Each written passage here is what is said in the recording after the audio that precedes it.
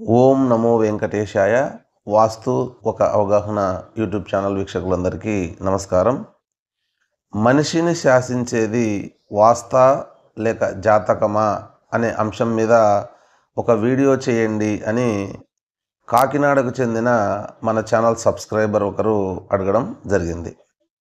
వాస్తవానికి ఇది చాలా మంచి ప్రశ్న, చాలా అద్భుతమైన ప్రశ్న అని చెప్పవచ్చు.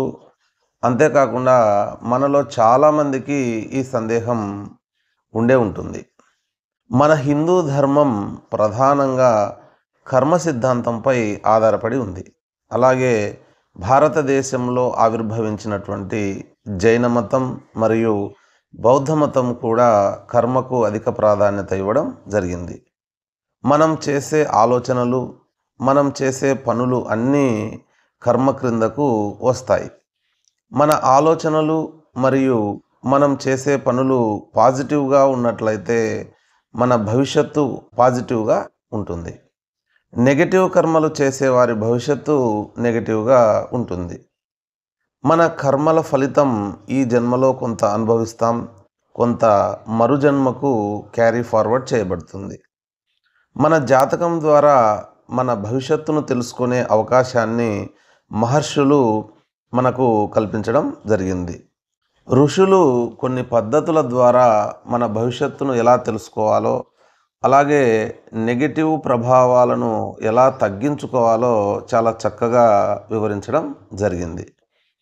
మన జీవితంపై జాతక ప్రభావం ఉన్నప్పుడు మరి వాస్తు ప్రభావం ఉండదా అనే అనుమానం వస్తుంది.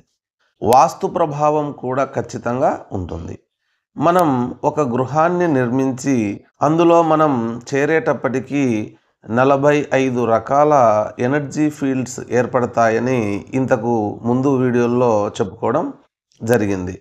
ఆ ఇంటిలో నివసించే వారిపై ఆ శక్తి క్షేత్రాల ప్రభావం ఖచ్చితంగా ఉంటుంది. ఆ శక్తి క్షేత్రాల ప్రభావం ఆ గృహంలో నివసించే వారి ఆరోగ్యంపై మరియు ఆలోచనలపై ఉంటుంది. ఆలోచనలను బట్టి ఆదాయ వనరులు సమకూరుతూ ఉంటాయి.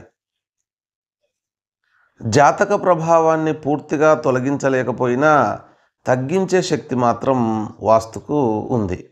జాతకం ప్రకారం 100 రూపాయలు నష్టపోయే చోట వాస్తుకు అనుగుణమైన గృహంలో నివసిస్తుంటే 10 రూపాయలు లేదా 20 రూపాయలు మాత్రమే నష్టపోతారు. ఒకవేళ అదే వ్యక్తి వాస్తుకు అనుగుణంగా లేని గృహంలో నివసిస్తూ ఉంటే 150 రూపాయలు లేదా 200 రూపాయల వరకు నష్టపోయే అవకాశం ఉంటుంది. జాతకం ప్రకారం 100 రూపాయలు లాభపడే పరిస్థితి ఉన్నప్పుడు వాస్తుకు అనుగుణమైన గృహంలో నివసిస్తుంటే 150 రూపాయల నుండి 200 రూపాయల వరకు లాభం పొందే అవకాశం ఉంటుంది. అదే వ్యక్తి వాస్తుకు విరుద్ధమైన గృహంలో నివసిస్తూ ఉంటే లాభం 100 రూపాయలకు బదులు 10 రూపాయలు లేక 20 రూపాయలు మాత్రమే పొందే అవకాశం ఉంటుంది. ఉదాహరణకు ఒక వ్యక్తి సైకిల్పై వెళ్తున్నాడు. అతడు వెళ్ళే దిశలో గాలి వీస్తే తక్కువ శ్రమతో సులభంగా గమ్యం చేరుకుంటాడు. వ్యతిరేక దిశలో గాలి వీస్తూ ఉంటే చాలా కష్టపడవలసి ఉంటుంది. అయితే వ్యక్తి కర్మఫలాన్ని అనుభవించవలసి ఉన్నప్పుడు ఆ వ్యక్తికి వాస్తు విరుద్ధమైన గృహాలే లభిస్తాయి. వాస్తు మార్పులు చేయండి బాగుపడతారు అని ఎవరైనా చెప్పినా వారు వినరు. ఆ కర్మఫలాన్ని అనుభవించిన తర్వాత జాతకంలో మార్పులు వచ్చినప్పుడే వారు వాస్తు మార్పులు చేసుకుంటారు. కాబట్టి వాస్తు ప్రకారంగా గృహ నిర్మాణం చేసుకున్నట్లయితే జాతకంలో ఉండే సమస్యల యొక్క తీవ్రత తగ్గే అవకాశం ఖచ్చితంగా ఉంటుంది. కాబట్టి సాధ్యమైనంత వరకు వాస్తుకు అనుగుణంగా గృహాన్ని నిర్మించుకునే ప్రయత్నం చేయడం మంచిది. మరొక అంశంతో మరొక వీడియోలో కలుద్దాం. అంతవరకు సెలవు. నమస్కారం.